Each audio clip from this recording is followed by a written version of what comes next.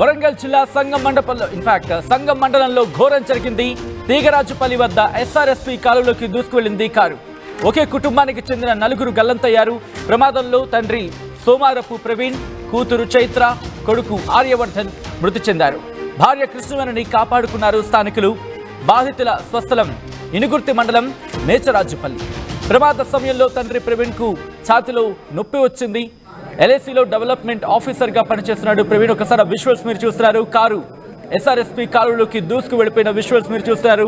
వరంగల్ జిల్లా సంగం మండలంలో ఈ ఘోరం జరిగింది. తీగరాజుపల్లి దగ్గర ఎస్ఆర్ఎస్పీ కాలువలోకి దూసుకు వెళ్ళింది కారు. ఒకే కుటుంబానికి చెందిన నలుగురు గల్లంతయ్యారు. ఒక్కసారిగా కాలువలోకి దూసుకు వెళ్ళిపోయింది ఆ కారు. విజువల్స్ మీరు చూస్తున్నారు. పూర్తిగా ఆ కారు అద్దాలు ధ్వంసమైపోయాయి. దాంతోపాటు ఆ వెనకాల ఆ డోర్ నుంచి స్థానికులు మహిళను కాపాడడం జరిగింది.